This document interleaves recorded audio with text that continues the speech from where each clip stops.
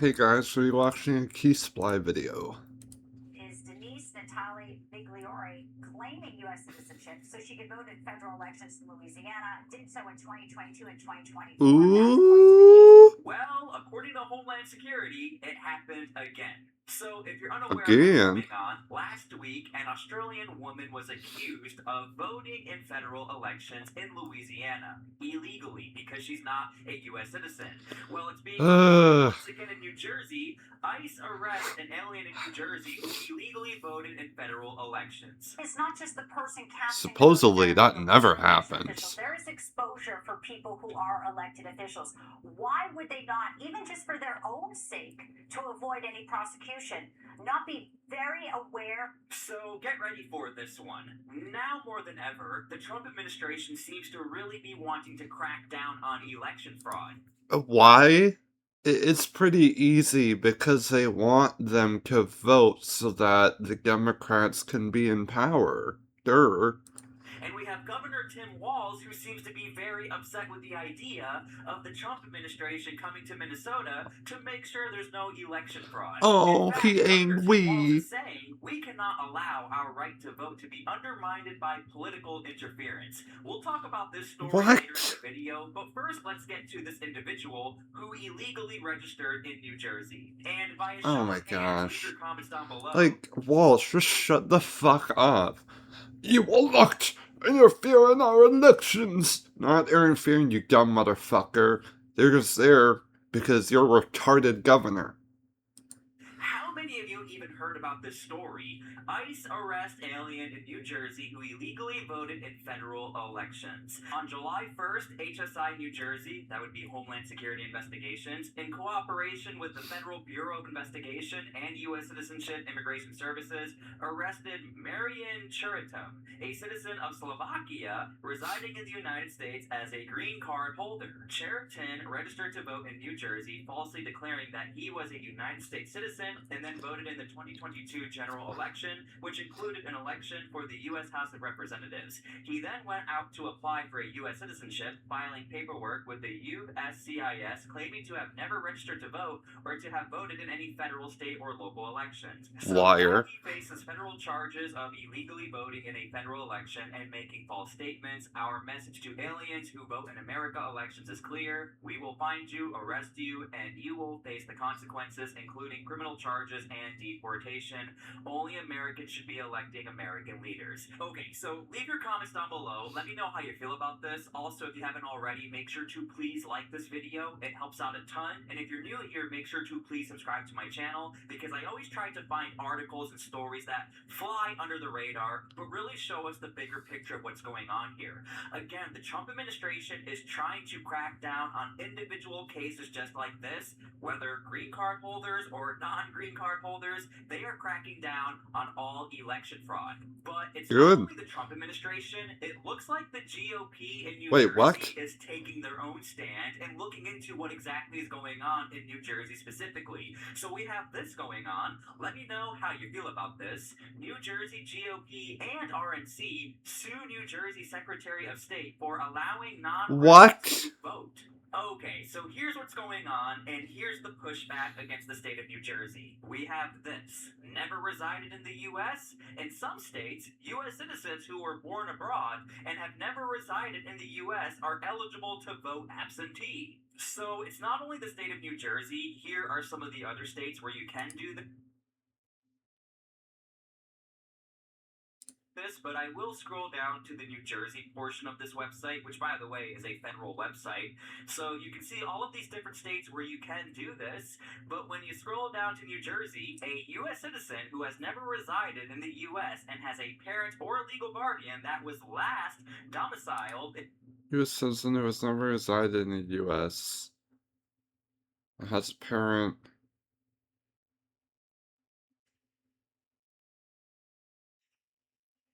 in New Jersey is eligible to vote in New Jersey.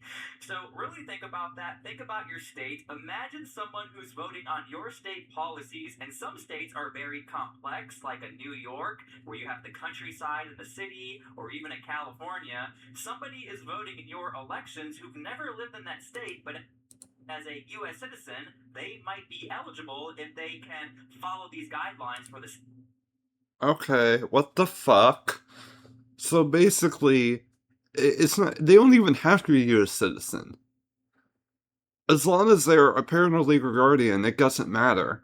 No, if you're a U.S. citizen and you don't live here, then revoke your citizenship. You can either live here and assimilate, or get the fuck out and get rid of your goddamn citizenship. State. So the foundation of this lawsuit really is, what does it mean to be a resident of a state?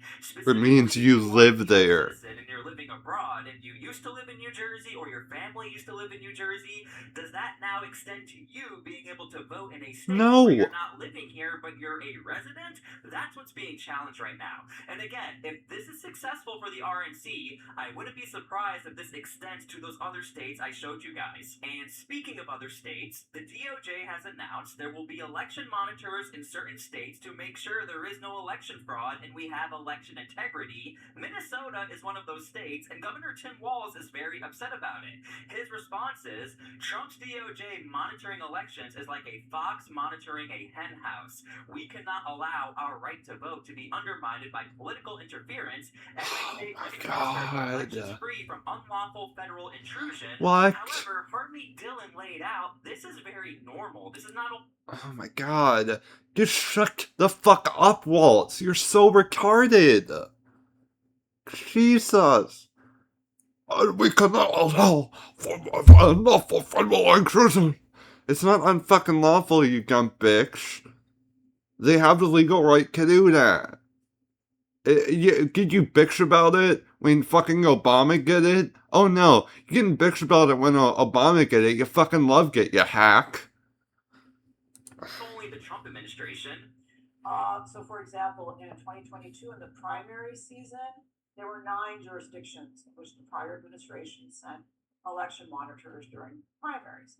In 2024, similarly, there were in that election 27 different jurisdictions monitored by the Department of Justice Civil Rights Division. So this year we're kind of in the middle of that. So we're talking about a very non-controversial topic here, considering if we kept that same energy, Joe Biden had more election monitors deployed than the Oh yeah, you didn't bitch from Joe Biden getting either, did ya? This is really almost a non-story where the DOJ routinely does this. The only reason why this is becoming a big deal is because of the way Governor Tim Walz has responded, almost implying election interference or Donald Trump trying to rig something.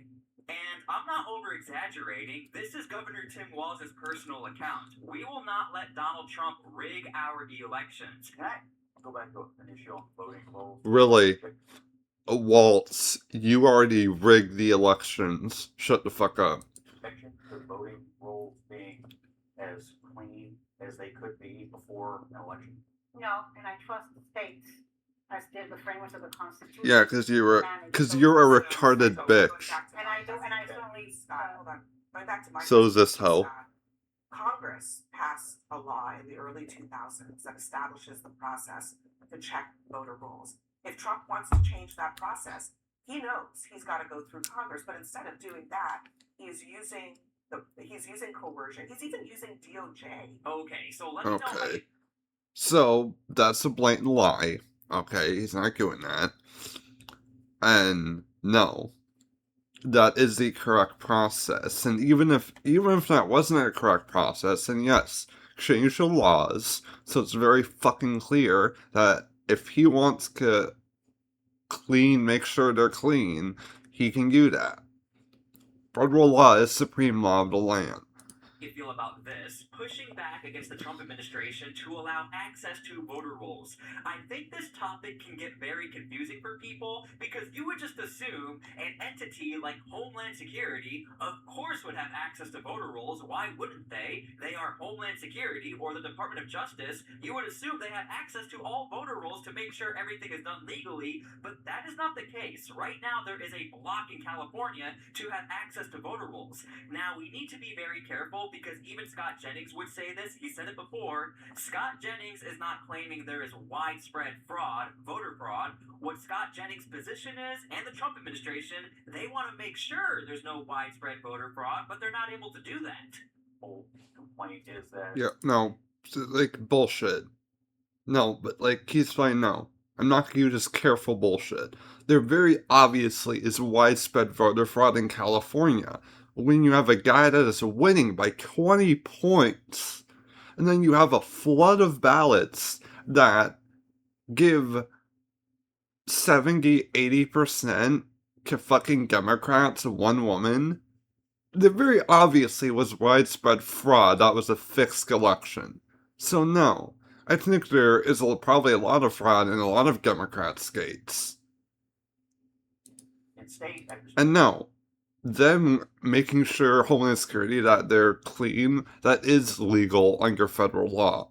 Trump's just too much of a pussy to say, we will clean them, we will make sure they're clean, or we're gonna arrest you. State after state after state, we see local leadership unwilling to do anything to keep their voting rolls clean. You saw it, say, for instance, in the state of Oregon, where hundreds of thousands of fraudulent or non-existent voter registrations through some litigation had to be taken off the list. This is true in a lot of states. I don't understand the objection to having a clean voting roll, if for no other reason than to give the inhabitants of the state some confidence that people are keeping up with. First of all, that's not the only issue at play. Okay, so that number that Scott Jennings put out is just one state. And we've seen Tom Homan even talk about other states, Republican states as well, who have had things on their voter rolls that were not supposed to be there. And we're talking about tens of thousands of instances where we have issues of the voter rolls.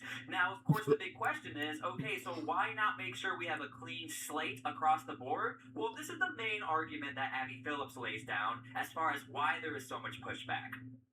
He's trying to change laws that he has no business changing. No, he's not. When it comes to how people are able to register to vote, that's the first thing. The second thing is this insistence on paper ballots is almost entirely due to Trump's fictional view of what happened in 2020, where he thinks that the voting machines were compromised. So he's trying to lay down policy based on his kind of imaginary pipe dreams about 2020. That's the real problem here. No. So no, he's not a bitch, okay? Yes, he lost the election. He's a liar when he said it was stolen.